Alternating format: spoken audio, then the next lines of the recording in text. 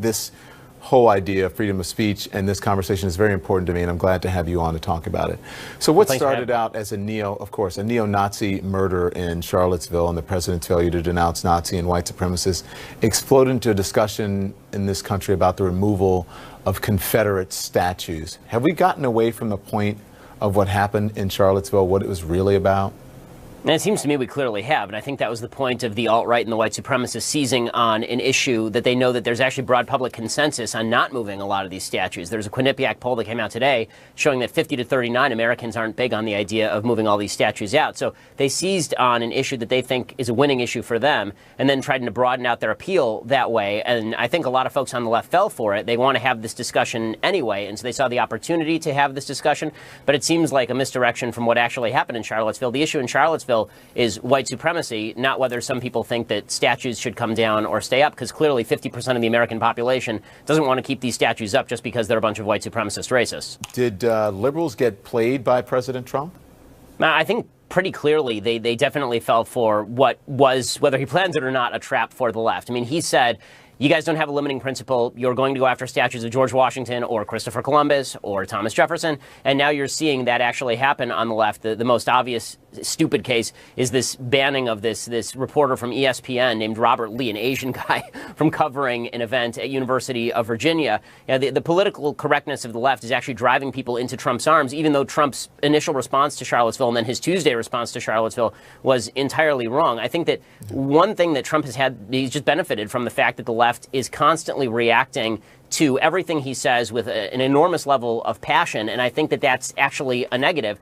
Even what he did last night, insofar as going after the media, because the media reacted instead of doing objective analysis of where he was not telling the truth, they jumped to, you know, extraordinary critiques of his mental health and talking about how he was crazy and how he was morally bereft and all this stuff. All that does is it plays to his crowd. His crowd thinks that the media is out to get him. His crowd thinks that the media have a particular emotional animus for him personally. And so anything that the media do is going to exacerbate that. Well, two things. And by the way, and just because ESPN, I want to get it correct. ESPN has responded, and they were saying they didn't ban the guy's name is Robert Lee. They moved him off of it. They didn't ban him. They asked him if he wanted to, and he picked something that was closer to his family.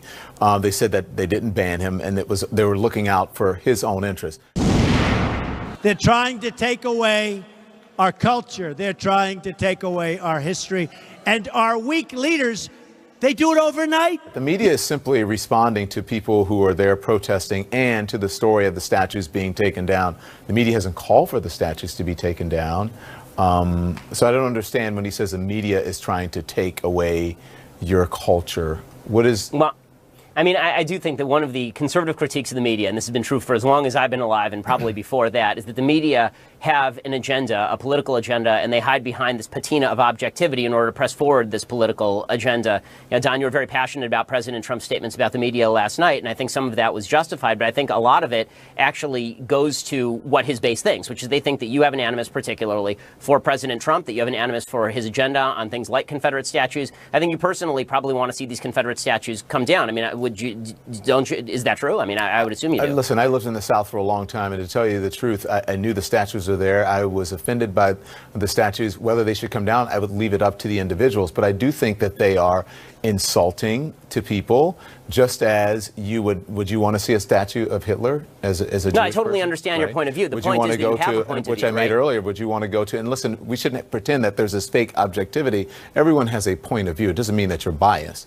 And so, but just to get people to understand, as a Jewish person, you would not want to go to a Hitler high school. Well, that same effect, African Americans, that has the same effect. Robert E. Lee has the same effect on African Americans. And so, and also the Confederate flag. And so I think we have to be understanding of each other. It's not that I don't like the president or I have an agenda against the president. I'm simply speaking the truth as I see it.